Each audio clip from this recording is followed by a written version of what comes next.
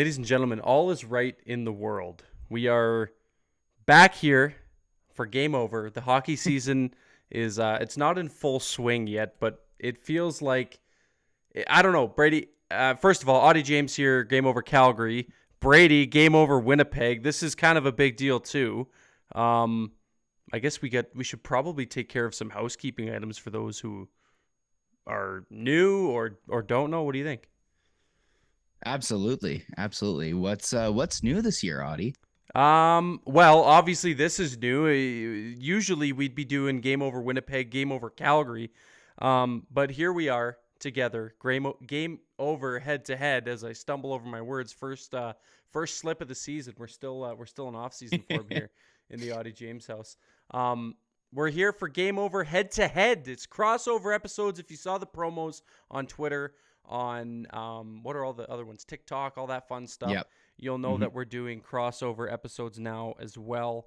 So instead of doing Game Over Winnipeg and Game Over Calgary when Calgary and Winnipeg play, we're just going to get both fan bases together, let the chat be as toxic as it can be to one another, respectfully, of course. Emphasis on the respect. But we're going to start doing these more and more. I know that's Game Over Montreal and Game Over Toronto did theirs already. Poor Charlie and Maud, they they had to play Carolina today. Everybody else is like hanging out with each other, and Charlie and Maud are just on their own against the Hurricanes. But yeah, that's the biggest change to Game Over this year. So we're looking forward to it. Yeah, it's gonna be a fun season. It's gonna be very a lot very hectic. A lot of chirping. Unfortunately, I'm not in the seat that gets to do a lot of the chirping tonight. Yeah. Sorry, before you get too far ahead of yourself, Brady and I had a little wager on the side here. It looks as though you're missing something, sir. Give me a minute, one moment. As Brady swiftly puts on his "I lost the bet." Yeah, there you go. He's not too happy about that. For those listening on playback, you're not going to have any idea what's going on. I didn't sign up for this. Brady's currently Even putting though I was on... the one who had the idea for the bet. Yeah, it was his idea. So Brady's currently putting on a Flames jersey. That was part of the wager. All right. For the I'm locked in. I'm ready. I got a team that stinks tonight. That thing still has the tag on it. What are you doing? Oh, sorry. Yeah. I hate to break to you. I don't wear this often or ever, fair. Actually. So not my usual attire. I'd be lying to you if I said I didn't have a Patrick Laine jersey in my closet with a tag on it still. So, yeah, no, all I got to say, I'm going to poke my fun. This is the whole name of the game for head to head is red really looks good on you. Thanks. Thanks, man. I really appreciate it. As you should. It looks good on you. It's an old jersey, but you know what? It's got that big beautiful C on the front that everybody that's watching from Game Over Calgary is loving. Peter Klein in the chat, my co-host, saying that it looks good. It does look good, and you know what else looks good? A Calgary Flames win to start the season. That's 2 years in a row. They've broke the curse of losing season openers. We'll get into the meat and potatoes of the game because there's lots to talk about. We know that from both the Calgary and a Winnipeg side of things. But before we dive too deep into that, I guess one more housekeeping note for those listening live. Those listening on playback don't have to worry about it. But listening live, in previous years, we would take chat questions whenever. I usually broke it up between segments and whatnot. We're gonna follow the SDP footsteps here and do press conference at the end. So save your questions. We're not gonna read any off the hop. Chat away with each other while you listen to us two mouthpieces go off about this game tonight. But save your questions for the end when we let you know that the press conference is going to start. We'll start reading some questions. But yeah, aside from that, before we get into the meat and potatoes of the game, you and I haven't chopped it up for a while. We haven't chopped it up with our listeners, with our viewers for a while. Lots changed in the offseason for both these teams. And it's kind of fun that it's Calgary and Winnipeg that get to do this maiden voyage together because you and I talked about it at length. A lot of people talk about it at length, just how similar these two teams are, for better or for worse. But that includes the postseason. Jesus Christ, got ahead of myself there. Sorry, Flames fans, that was not a thing this year. The off season, the off season was busy, and I know there's a couple things you maybe wanted to touch on for the Winnipeg faithful. Yeah, I mean, tonight we kind of got our first glimpses into the the return for Pierre-Luc Dubois, of course. Or sorry, PL Dubois. Let me make sure that's very clear for Is for that him. a thing? I think so. Like, I think he's really trying to go LA on us and change his name to PL Dubois. All right. Sounds a lot less French. Doesn't I think really roll is off mainly. the tongue well. I honestly, I feel like it's him being in an American market, a bigger American market. Of course, he was in Columbus before, but yeah, seems like that's the way he wants to go. But yeah, we finally kind of got to look into the return that the Jets got here today. Obviously, we knew that Gabe Vilardi was kind of the headlining piece of that deal, but obviously it wasn't just him. We got Alex Iafallo, who chipped in with a goal tonight, which of course we'll get into the game shortly, and Rasmus Kupari as well too, who maybe had an effect on the game in the opposite way, but we'll get there as well as eventually too. And a little kind of a silly little funny thing, if you're a Jets fan out there, PL Dubois is supposed to be making his return on Tuesday when the Kings come into Winnipeg, but he in his first game today need someone. So we'll see if player safety has anything to say about that. It would be very Pierre-Luc Dubois to get suspended and miss his return to Winnipeg. So that'll be a lot of fun. But yeah, pray for Liz, by the way. Yeah, pray for Liz. I mean, she's enjoying herself right now. She's out in Thailand. So I'm sure she's got much more important things on the mind than the Jets right now. But yeah, it's been a crazy offseason for the Jets, obviously, too, with the new contracts that came down just the other day. Maybe we'll touch on that later. But as far as the Flames go, some changes over there as well, too, Auddie. Yeah, it was. You talk about contracts. It wasn't as eventful in that regard. Still a lot of question marks, and that kind of leads to the Flames. I think lackluster is the best word to kind of describe the offseason the Flames had. There was a lot of change and a lot of moving parts. And then you started to see, obviously, well, for those of you who live under a rock, obviously Daryl Sutter gone. If you watched any of my shows last year, I'm sure you know how that makes me feel. He's gone. He's out farming in Viking, Alberta. Hopefully he's not watching the show because, it's just kind of the not the vibe. But yeah, he's out. Obviously, Brad Treliving leaving for greener pastures. He's now with the Toronto Maple Leafs. He, all the best to him. He did what he could here, given his circumstances and his situation. But now Craig Conroy steps up, and there were expectations. A lot of Flames fans wanted there to be change, and we got change. There was the departure of Tyler Toffoli and bringing in of Yegor Sharangovich. I'm going to stumble over that name all year, so just get used to it. Yegor Sharangovich comes in. Michael Backlund, who originally in the offseason said that maybe there was a chance he left for greener pastures. He wasn't quite sure what the future for him in Calgary looked like. We see the departure of Sutter, a known commodity who he butt heads with. On the record, we knew that. And all of a sudden, the tone changes, and this guy signs an extension, and they slap that big C, or I guess little C, because there's two C's on the front of a Flames jersey if you're the captain. But they slap the C on his chest as expected. I feel like that was just if you get this deal done, this is also in the cards for you. So that was a big change. But then there's still the question marks, and it starts with some pending UFAs with Noah Hannafin and Elias Lindholm. I believe Zadorov. Somebody can correct me if I'm wrong. If he's up, I think he might be up. Maybe I'm wrong. I feel like he might be close though. Brady's going to fact check me while I I am. But yeah, so there's that, and a little bit of uncertainty as to what the future of this team looks like, especially given such a we can use the word lackluster once again season last year. So yeah, a lot of moving parts, a lot of change, and tempered expectations, at least from me. I think the best part about being someone who covers this team and being a fan of this team is coming into this season with little to no expectations based on how last year went. Yeah, it would be tough to have expectations for the Flames. I mean, I think the only expectation you really could have is that they're going to be middle of the pack and maybe fight for a playoff spot. But I mean, like at least that's from. Oh, sorry, I was about to say from an outsider, but from a noted Flames fan, of course, as you can see, obviously. And also, as a noted Flames fan, I would obviously know that Nikita Zadorov is in fact a UFA at the end of the year. Only a true Flames fan would know. Exactly. Actually, you guys only have Rasmus Anderson and Mackenzie Weegar under contract for next year on your D, so that'll be a fun thing for Mr. Conroy to figure out there. But you kind of touched on the fact that obviously there were some more managerial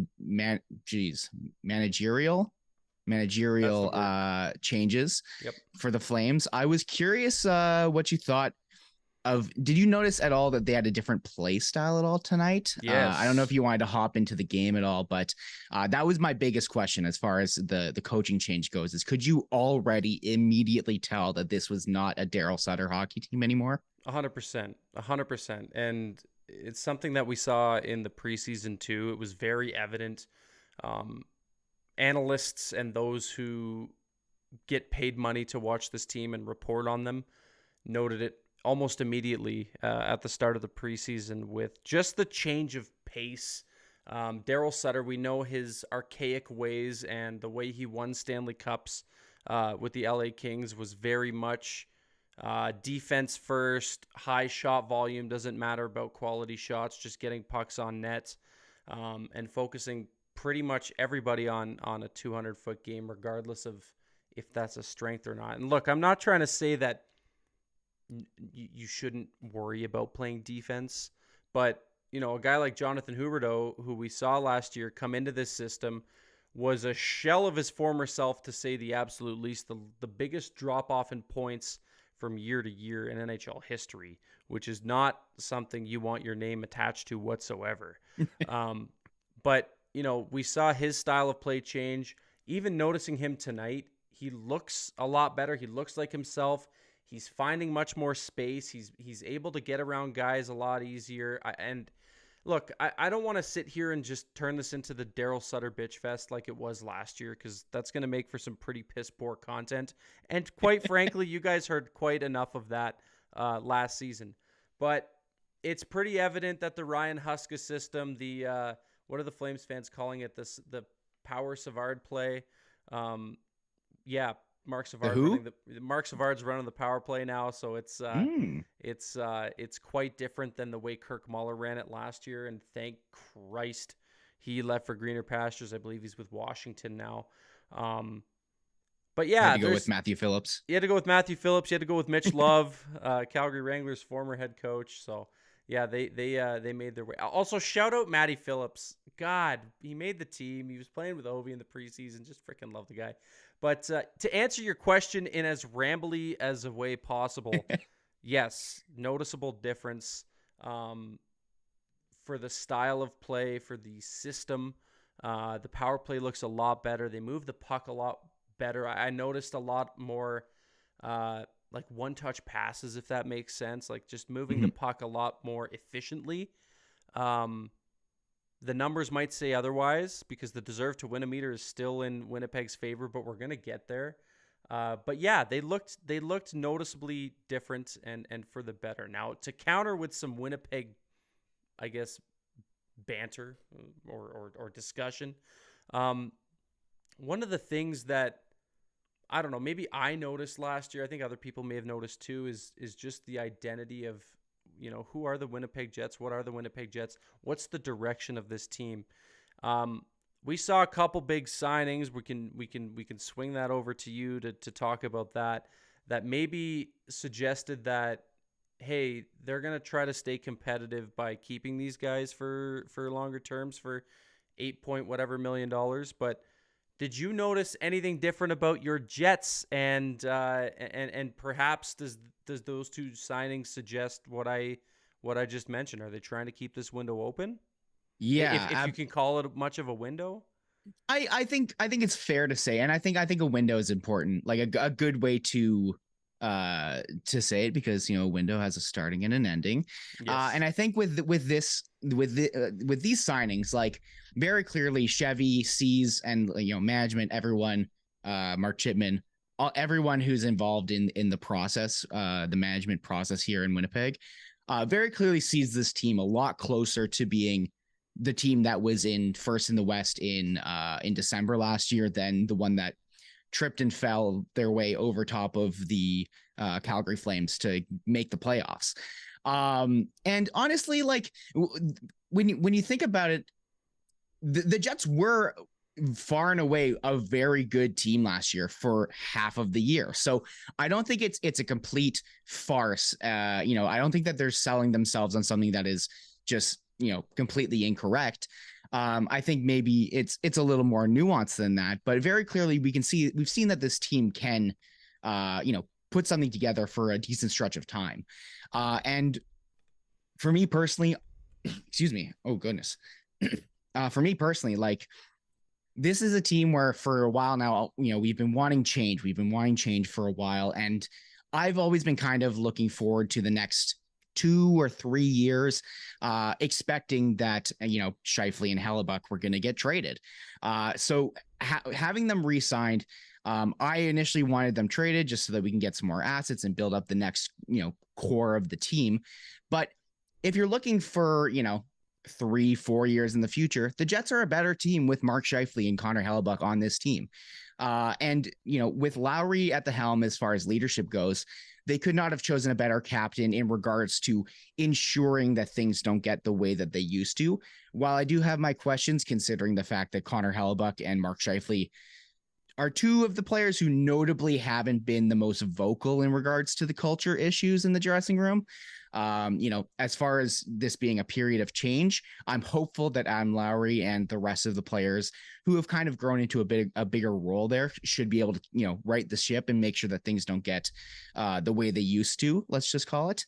But yeah, and as far as, just the team in general, moving past those signings, like, this is a team that immediately from the jump tonight, I can see that what the vision is specifically that Chevy might have for this team, and it's depth. It's depth on the forwards.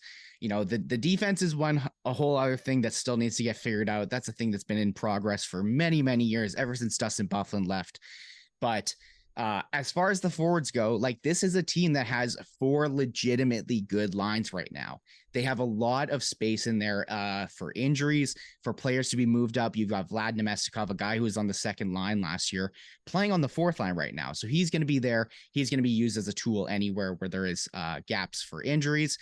You have guys like Alex Iafallo, I think is basically just a more premium version of Vlad Nemestikov. I think he's got still the same defensive qualities to him. He's a bit of a jackknife. You can put him in any situation, and I think that he will be able to kind of he's kind of Matty Perreault-esque for my Jets fans out there. We used to call Matthew Perreault the vodka of teammates because he mixes well with anyone. Oh, that's such a good analogy. And yeah, so like I really like what the Jets have done. It looks like they're focusing a lot on ensuring that the defensively in general, the team is still better, which is good because, but I do have some questions as far as scoring goes, because when it comes to depth, if everything goes right, maybe you end up being the Seattle Kraken of last year, who have 80,000 20 goal scorers on their team. Or, if that doesn't happen, then maybe you get into a case where you have a bunch of second line, second, third lines, fourth lines that are not really scoring. And yeah, so if this is going to go well for the Jets, it's going to come down to ensuring that their depth are able to contribute on the board. They lost a lot of points. If you look at the whole Moneyball analogy, where he's going, we're losing this amount of runs for, this year going into next, we need to make up those runs. Say what you will about Pierre-Luc Dubois and Blake Wheeler, they put up a lot of points. So the Jets, I think what my main concern this year is their scoring. If they're able to find the depth scoring that they look like they might have, this could be a dangerous team.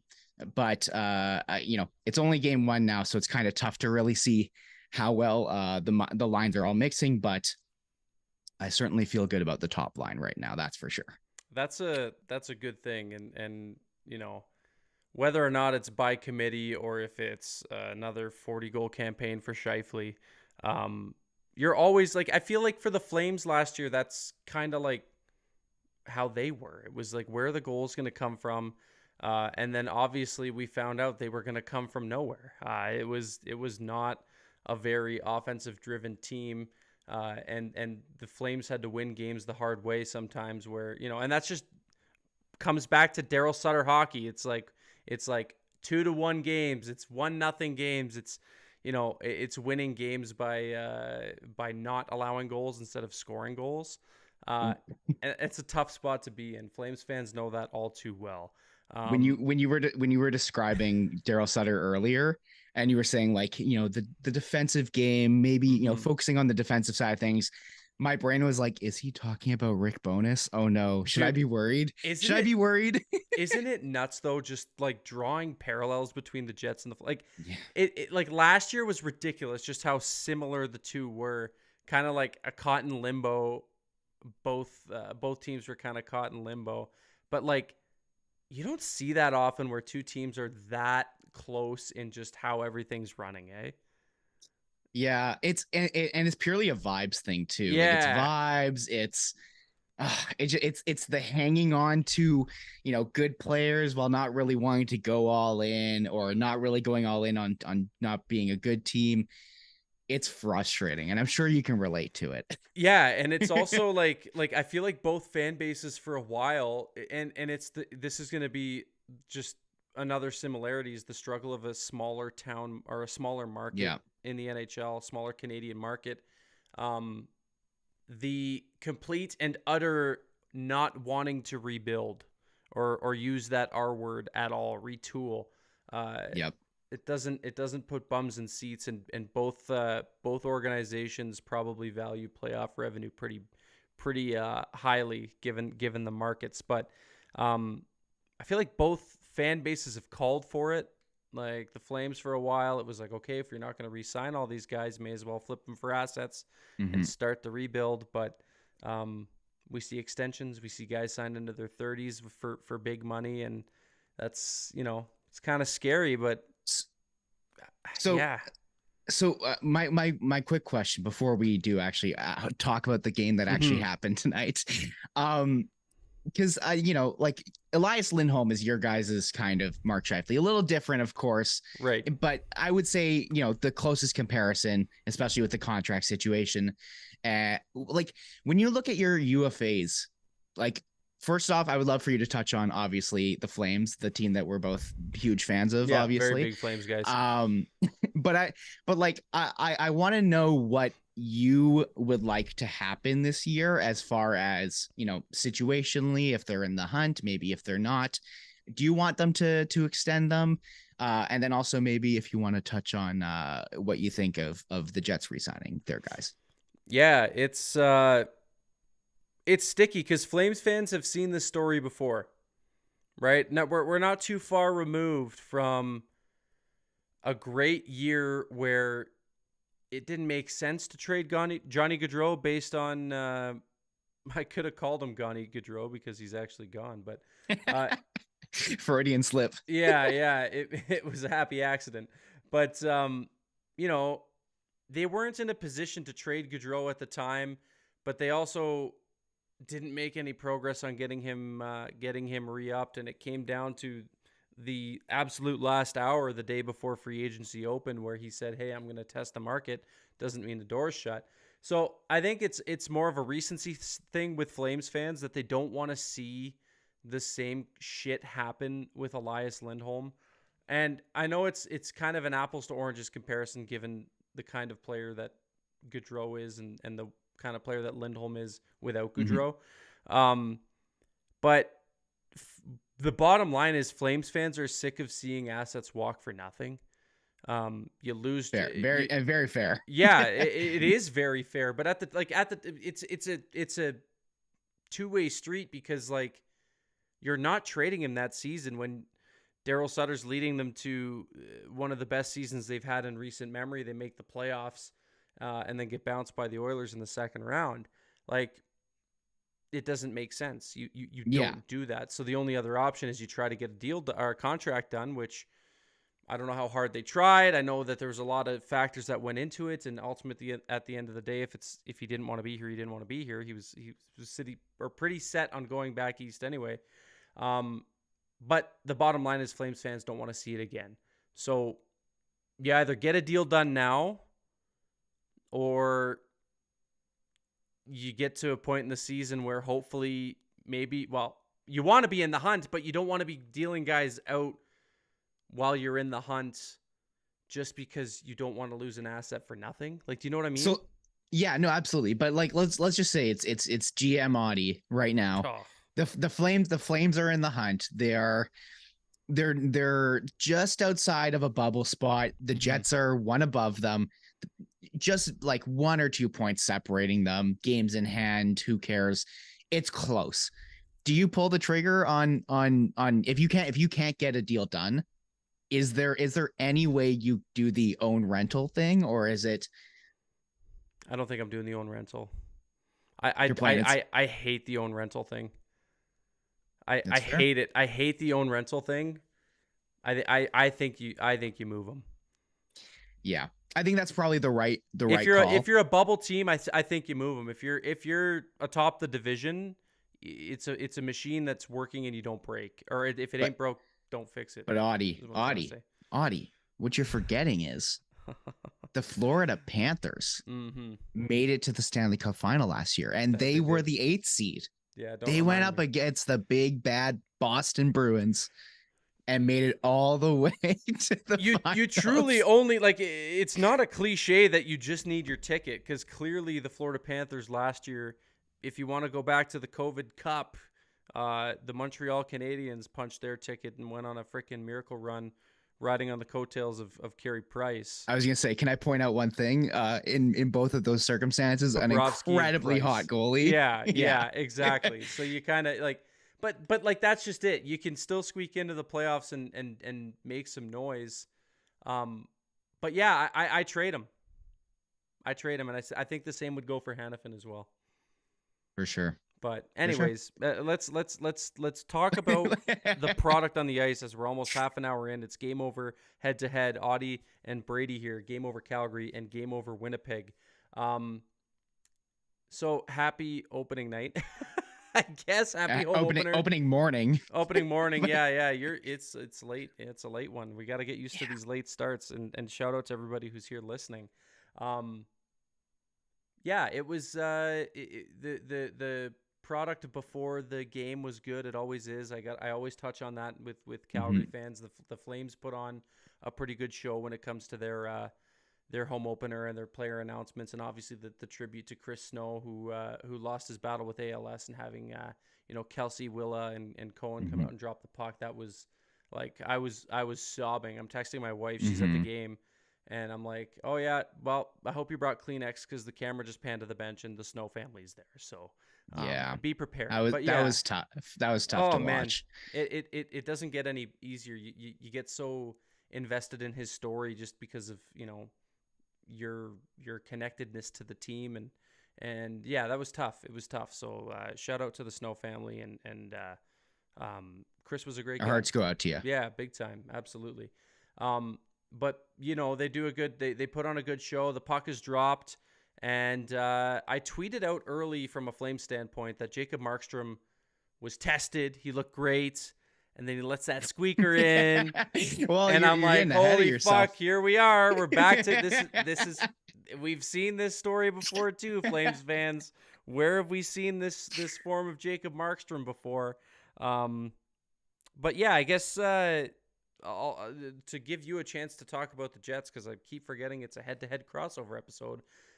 What were your thoughts, I guess, on the game as a whole from a Jets perspective, and what can you take away from it? Because I've got some thoughts. Yeah, and I would love to actually talk about Markstrom at some point too, because I'm sure you would. What a character. The diehard Flames fan that you are is just dying to talk about Markstrom. exactly. I'll that save my tracks. analogies for him for later. But yeah, Perfect. as far as the Jets go, I mean, like that's a game where you look at it, you go, we didn't get the results we wanted, but was the process good? And I look at this game and the process, for the most part, pretty good. Big question marks from last season, the power play. The power play was anemic last year. It was terrible. They could not enter the zone and establish possession at all whatsoever. Yeah. So big improvement, at least in this one singular game. Of course, they didn't really get that rewarded on the power play, and actually they got less than rewarded, less than not rewarded with the Anderson high stick goal, which Yeah, we could talk about that too. shouldn't have counted, but hey, that's whatever. Actually, no, Script, baby. Who wrote the script tonight?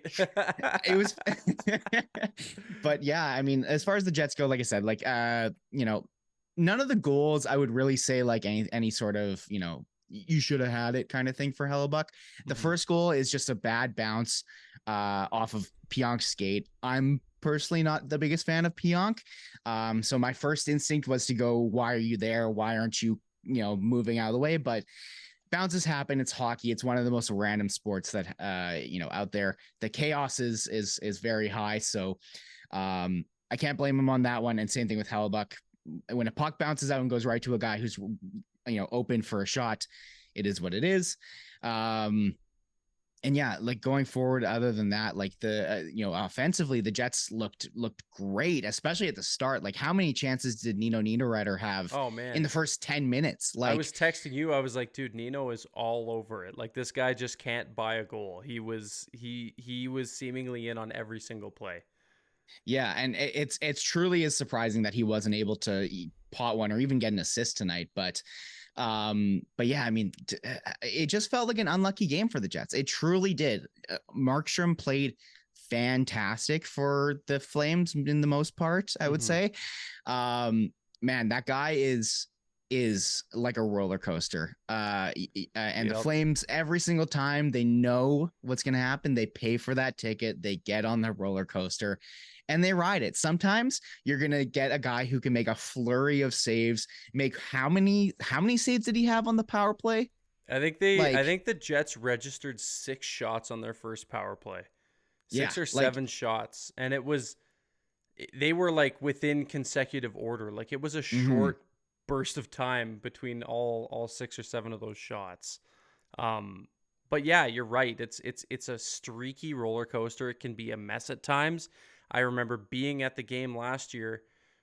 It was early in the season against the Montreal Canadiens.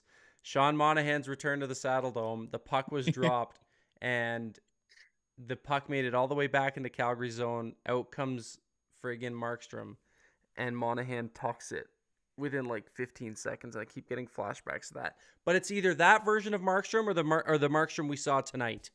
And that's a version of Markstrom I could get behind. Even if he's, playing the puck out to I was texting you. I was like, that was very Mike Smith-esque. Yeah. We can agree it was very Mike Smith-esque. The dude who single-handedly ruined the Jerome McGinley jersey retirement night. Might I add, for the very same reasons of coming out and playing the puck like a meathead. But yeah, I mean, sorry, go ahead. No, it's just he truly is an enigma of a goaltender. And hey, you guys came out safe on the other end of the roller coaster tonight. You guys got a little lucky, if you would ask. Ask me, I would wholeheartedly agree. Yeah, that I can't get over the Rasmus Anderson goal. I actually can't. Let's talk about it then. That's a good segue. Let's talk about it, because I would also agree with you that I don't know how that, like, the whole sequence leading up to it. I mean, I take that shit all day. I am all aboard freebies, but that was like something should have given with anything that happened 2 minutes before, 2 minutes after. There were so many things that led to this goal that shouldn't have happened. Yeah. Let's just start it off the top. Yeah. The Jets are on the power play. Jets are on the power play. They are absolutely hemming the Flames in. They are getting shot after shot, especially and like high quality slot shots. One of them, I believe it was Kyle Connor, gets a one-timer, and it just drills Markstrom in the face, which, you know, if I'm in beer, you know, when I play beer league hockey, the rule is you whistle it down if any puck hits the goalie in the mask. The difference is beer league has much more concerns about safety and not putting a product on the ice and competitiveness and fairness. And as the rules go, even if a goaltender's mask comes off, which it did not in this case, Markstrom just looked a little rattled immediately, which fair. He took a probably 90-mile-an-hour shot to the face. His mask didn't come off. His straps didn't even pop off. And the ref whistles it down as the rebound falls right in front of him, right at the top of the blue paint. There is an imminent scoring chance. I'm going to use those words specifically. And yet the refs call it down, which, whatever, it is what it is. And at the end of the day, I am glad that we are prioritizing safety. It's just frustrating in a game like this. It's a very Jets way to not potentially get a goal, but then it all turns all around when when basically after the next draw, because they whistled it down, there's a shot where the rebound goes out and Rasmus Anderson, oh my goodness, he reaches into the rafters. Venus Williams. He got into the crevices of the saddle in the Saddle Dome with his stick there to knock that one down. Mark Scheifele looks over at the ref and goes, "Where's the call?" Nothing. You know, they go back up the ice and hey, he rips, to be fair, a very, very nice and accurate, beautiful shot. And, you know, I do have him on one of my fantasy teams, so I won't complain about a shorthanded goal. You know, that's worth a lot, right? It is. And so, yeah. So, and, you know, for the Jets fans out there going, yo, why didn't they challenge this? Why didn't they challenge this? Unfortunately, it is not allowed, despite the fact that it happened mere seconds, 10 seconds before the goal. If the play did not happen in the offensive zone of where the goal was scored, it cannot be reviewed for a missed stoppage of play. Yeah. Now I'm going to preface my point with, I wholeheartedly agree.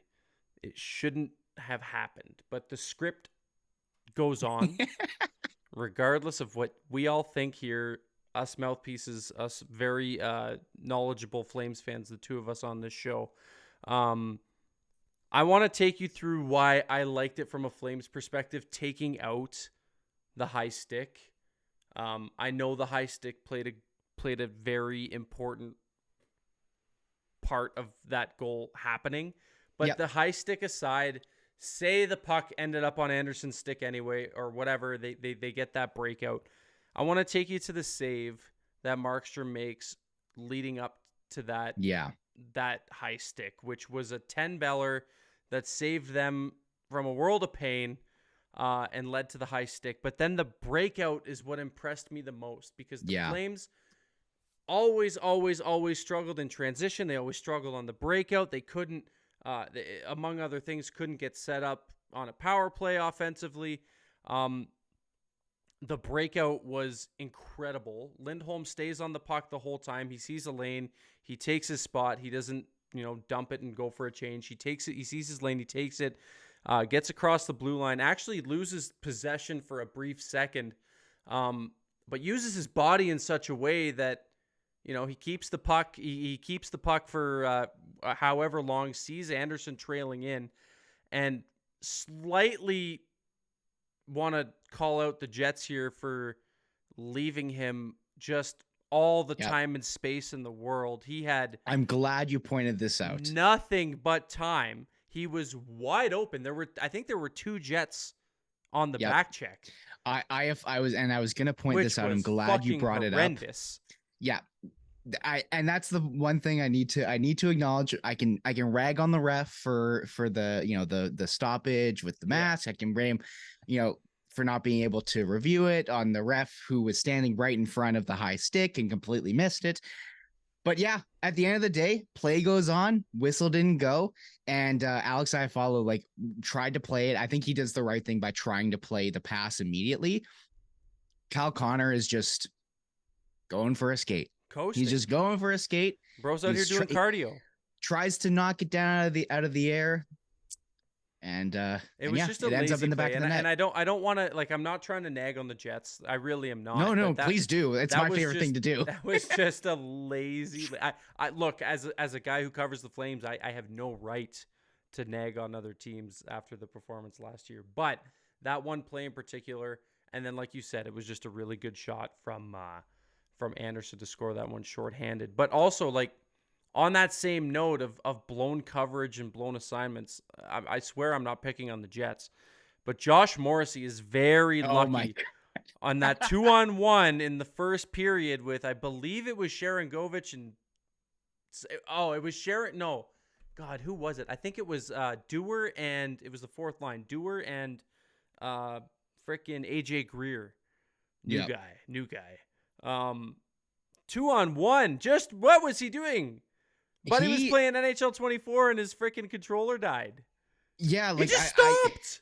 He stopped and not like he just did not pivot at all whatsoever. Like the guy is like at the face-off dot already, and he's like, I don't know, a couple feet in from the blue line, and he's just like looking around, you know, just, like, wait, what? You're over there? Yeah. You were just over there. What happened? I know. Yeah, that was tough. That was tough. I'm not trying to pick on him, but like that was just one thing too, where I was like, holy shit, they got lucky that play got broken up, or Greer, I think, may have missed the net. I can't remember exactly what transpired, but either way, that could have been really ugly. And that's a guy I like to defend because I freaking love Josh Morrissey as well. Good Calgary boy.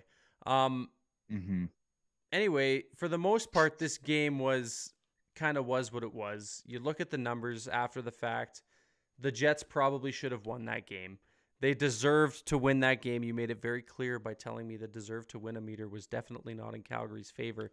And if I'm not mistaken, I'm just going to check it again while we're here to make sure that 72% was the last one I saw. Mine's still working out. What does it do? 1,000 game simulations? I think so. Something like that. Okay. 72 is what I had last time, and looks like I'm getting 73.2. I just got 71.9 for the Jets and 28.1 for the Flames. So if you look at the all the advanced stats and whatnot, and these fun little expected goal charts and all that stuff too that Money Puck has, great resource, by the way. Shout out to our friends at Money Puck. You'll notice that the worst Winnipeg Jet, as Rasmus Kupari, had an expected goals for of 0.16 on this chart. And in case you're not one for the numbers, the analytics, the nerd stuff, he's the guy who blows his coverage on the winning goal. Yeah. So yeah, I mean, so the one thing. No, go ahead. The one thing that I will, at least, just to, I think it's fair to give him full context of what happened there. Yeah. A really poor icing by Nate Schmidt forces them to stay on late. Mm-hmm. I think he was just tired. Again, doesn't matter. It's the last few minutes. It's the last minute 30 was when the goal went, right? Minute 30, I think. Yeah, it was. It's the last 2 minutes of a game. You cannot be dogging it. You cannot, as a centerman, lose your man who then goes in and rips the perfect shot. Also, what a beautiful pass. I don't know who got the assist on it, but like, wow, it was, who was it? It was Mangiapane. Huberdeau and Monge. Huberdeau had the secondary. I love that play of going behind the net and then passing back from the way that you came. Yeah. Beautiful play. It was a happy accident too, because I think Huberdeau went for the shot and it missed the nets, and it just so happened that's where Monge was. So yeah. But it is what it is. Some blown coverage. My point in calling out Kupari was not actually to give him shit. Mm-hmm. It was to say that if he was on the Calgary Flames, he would have been in the top 3 of the same category. He would have been tied. Actually, technically, he would be in the top 2. He was slightly better than Blake Coleman and Walker Dewar, who finished with the exact same 0.14. And Mangiapane obviously finished the best with the Flames at 0.32. But if you go and look at that chart on Money Puck, it is fucking embarrassing if you're a Calgary Flames fan. It's bad. It is bad. Like it is. It's like it Jets. looks like the Jets won 7-0. Oh no, that's the other head-to-head game. That's the oh yeah, sorry. This isn't Game Over. This isn't Game Over Vancouver, who is also hosting Zach from Game Over Edmonton. I'm sure that's going dashingly for Zach. He doesn't overreact to anything. I love him. Yep. But I'm itching to watch that playback tomorrow because he's not going to be very happy. But yeah, my point is, you look at this and if you didn't know anything that transpired in this game and you strictly went to Money Puck and you saw these numbers and you saw how abysmal the Flames played outside of Jacob Markstrom, you're like, holy shit, they got thumped. Like, this must have been a bad game. But as this game would come to show us, obviously there's some things that change, and it's not always about the numbers, you fucking nerds. So yeah, so I kind of wanted to conclude with a few things, and I think it'd be fun. I didn't tell you about this exercise that I want to do. It's nothing bad. I just want an outside. I'm not good with exercises. No, you're gonna do great. I promise. The thing I wanted to ask is, from an outside perspective, realistic targets for the Flames who struggled last year, and what you could see if you could see rebounds and possible point projections for guys who clearly had bad years. So basically what I want to do is I want to give you a couple players, and I want to get your 2 cents on how you could see this year going for them. Not just based on how this game was, but just based on, your own opinions of the guy. Just give me your most Brady answer when I ask you these. So okay, I'll try. The first one I want to ask you about is Jonathan Huberdeau. Obviously, I had to ask. Okay, well, what do you see in him this year? Give me your full 2 cents on what you think. Just based on the fact that Money Puck at least had him listed, his line as not being with Dylan Dubé, but rather being with Lindholm and Mangiapane, which I hope they stay with, because yeah, me too. Get yourself someone who has as much faith in you as the Flames do in Dylan Dubé. Yeah. I don't know. Like, with him, like I would expect him to hopefully regain some sort of stature that he had previously. I'm not expecting, setting any records for most assists as a left wing. Is that what it was? That's right. Yeah. That feels 85. Very specific. It is oddly specific, but he'll take it. Yeah. So, for him, I could see him getting back to maybe being a point per game, which isn't as prestigious as it once was in the NHL. Assists are a lot easier to get than goals, and he's an assist guy. So, one of the guys who I'm sure you'll ask me about later, I also expect to have a resurgent season as well too. He's a centerman. He's Swedish. And he looked really good with Johnny Gaudreau and Matthew Tkachuk, and ever since then hasn't. Yeah. I mean, like that's a fair thing. I mean, I assume that's a guy you're going to ask me about next. I expect him to get back to, what was he? Was he a 30 goal scorer at one point? He scored correct 30. Correct me if I'm wrong. I think he scored 40. Wow, really? Or damn close to it. Let me just fact check. I can also fact check that. Yeah, like I don't know. I'm for him, I don't expect him to be like eclipsing 30 goals this year, but I could see him getting 25, Yeah, he had 42. Yeah, 42 and 42, 40, 82. That was the year. That was his, obviously it's a career high for him in goals and points.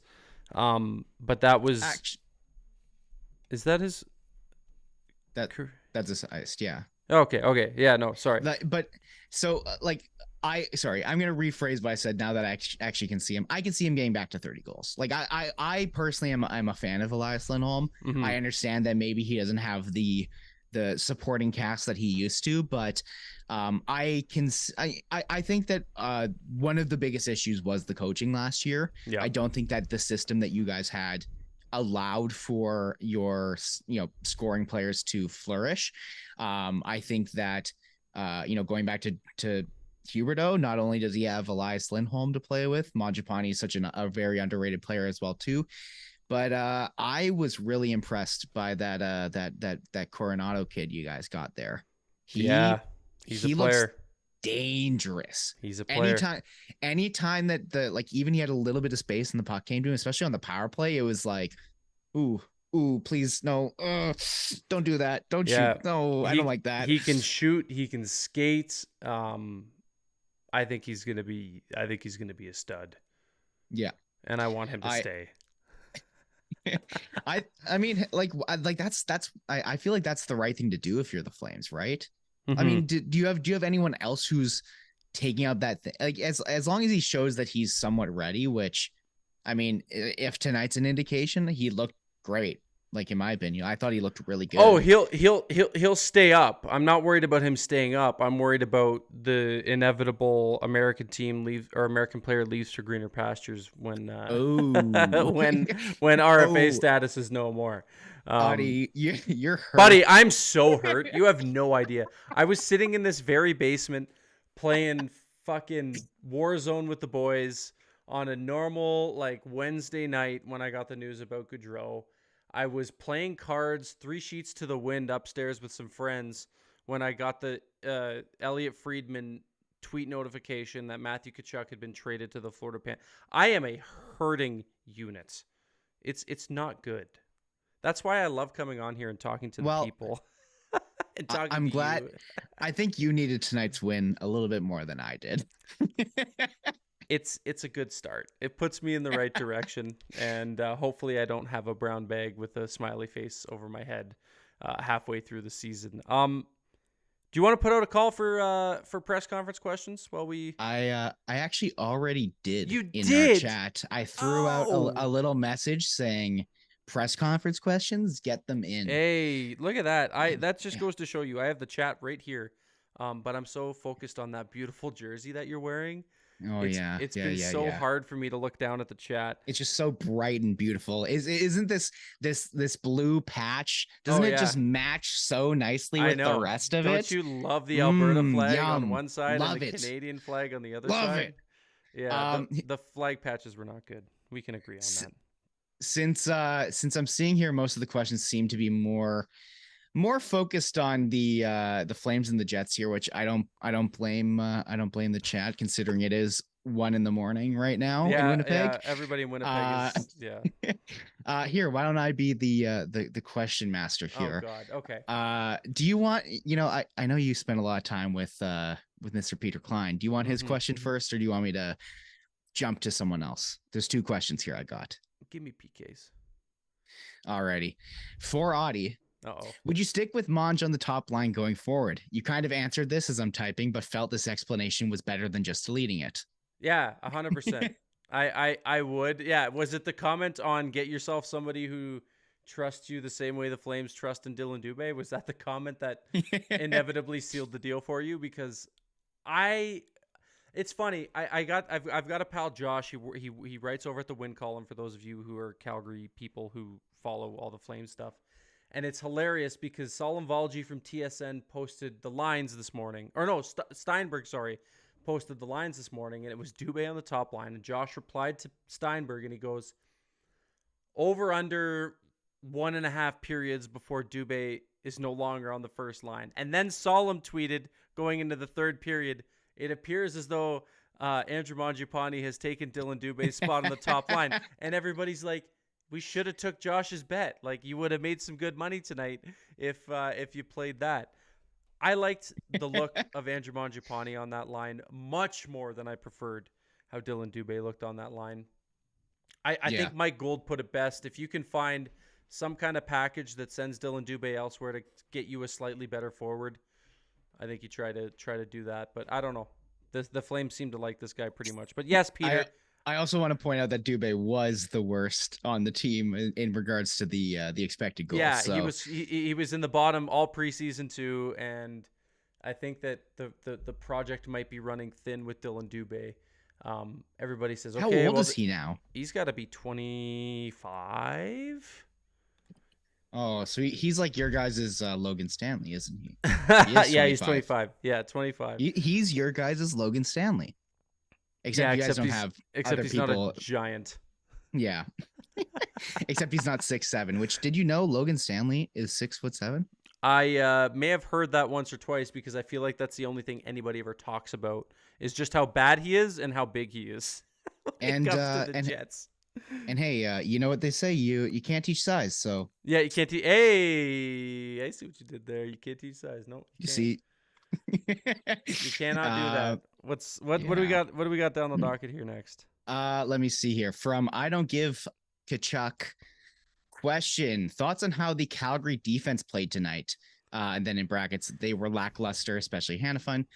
If Mangiapane is back to form, if Mangiapane is back to form, and if you were impressed with any player in particular. I'll answer those in chunks. Yes, I think Mangiapane might be back. I think it might be time to roll it out and let everybody know that we back with Andrew Mangiapane. He had off-season, I believe, shoulder surgery, and I think that was a lingering injury that he was playing through for most of the season last year. And you could tell he was a shell of his former self last season. He looked good in the preseason this year. He looked good tonight. It's a small sample size, but I think that he might be back to form, if not getting back. Was I impressed with any player in particular? I think I got to echo what Brady said. Coronado looked good. I think that he's going to be a heck of a player. And thoughts on how the Calgary defense played tonight? They were lackluster, Paul. You are correct in saying that they were lackluster because Hanifin didn't even have a good preseason. I was thoroughly not impressed with. He looked like he just didn't want to be there. And that guy looks checked out. Can you see that too? Oh yeah. And especially obviously I get kind of exposed to things with people's opinions on it through Twitter. Mm-hmm. Yeah. But yeah, very much seems like a guy who's checked out and does not care to be in Calgary much longer. Unfortunate. Very, very unfortunate because, that could be a good trade chip if he just shows any bit of effort. Kind of like me in high school. If I showed any bit of effort, I would be a good student, you know? If you showed any bit of effort, you might be a good trade chip. Yeah, that's right. Yeah. If you showed any bit of effort, Auddie, you wouldn't be talking about the Calgary Flames on the internet. You'd be doing something else and driving a Bugatti. No. I think that sums up Paul. I don't give Kachuk's questions there. For sure. There is, I think, two more questions here. Hey, hold on. You stop.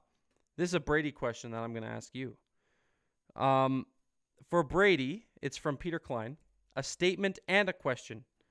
Statement. The Moose jersey is amazing. It's incredible. I do love it. Thank you. There's a second. There's a second one beside it, but you can't see it on ours. See it. Oh yeah, there it is. You can now. There you go. Anyways, sorry. Continue. The question is, would there be a lineup change you'd make for the Jets next game? Can I heal Ville Henola's broken leg and bring him in next game in place of Pionk? That would be my choice personally. But realistically, I don't know. Like, I still would love to see Declan Chisholm get into a game soon. He's one of the players who kind of graduated from the Moose this past year, and we were kind of in a position where either we're putting him on waivers or he's on the team this year, and there's already been enough of a logjam on D for the Jets. So I would like to see what he's got. I don't know if I would do that next game specifically, because again, the rest of the guys there are pretty established. We were talking about Ville maybe taking a spot from one of the vets. I don't think that Chisholm is at that point where he could even you could even do that. Maybe on a back-to-back, you could throw him in, but Mm-hmm. the Jets' next game is until Saturday, so I wouldn't expect that to happen. And up front, I mean, I wasn't, other than the first period, I wasn't too thrilled with the second line. I didn't love how the Perfetti, Ehlers, Nino line went after their kind of big flurry of chances at the start. But I also think that that's a line that you just need to give a little bit more time to. Cole Perfetti has not played center since junior, pretty much. Right. And so he's kind of now being trusted in a big role, taking that 2C spot. So I think it will take him a couple games, maybe longer to really, set himself in there and grow into that role. There will be some hiccups, but I do have a lot of faith in that player. And I mean, otherwise, I still have questions as to why Alex Iafallo is on the first power play, but the first power play looked really freaking good today. So I'm not tweaking with that right now. So and quite frankly, Iafallo as a whole looked pretty good tonight. Absolutely. He was absolutely great for sure. Yeah. Hey, this was fun. Let's do it again sometime. Maybe. Better circumstances next time for you. Maybe I'm the one wearing a Jets jersey. Hopefully that would be nice. That was the deal. I'm glad you came through, because it's so warm. Yeah. When it's funny. I actually don't know if I've told anybody the story, but when I applied for Game Over Calgary, I actually wore a Leafs jersey in the video to try to impress Steve. And I was putting it on, and I'm like, oh my God, it legit did not want to go on. I'm like, this thing does not want to come on. Like, what the fuck am I doing? And that's how I pictured you putting that jersey on. Was me putting on my Leafs jersey. But yeah, I mean, at least I didn't have to take the tags off. So no, yeah, you can still return it. You can take it back. I actually can't, because I got it in a cool hockey mystery box, along with the second one. If you can look here and see the other Alberta flag sitting there, I got two of the exact same jerseys. So don't buy them. don't buy the cool hockey mystery boxes. They have not sponsored us. No, they have not. And they're usually just clearing out their old stock, but it's still really fun, and you still might get a good jersey. So, but you might also get 2 Calgary Flames yucky ones. But hey, this was fun. I had a good time. It was a good game. Jets should have won. Flames come out on top. I'm glad you said that. That just sums it up. It sums it up. Yeah. It's just as simple as it could be. But yeah, tell the folks where they can find you and what's up with you these days. Yeah, same old at NHL Chunky on Twitter. At Can't Teach Size, lists my co-hosts for Game Over Winnipeg. We also have our own podcast, non-affiliated with SDP or SDPN, sorry. And we just recently put out our previews for the seasons. We also did kind of a post or an off-season review for the Jets as well too.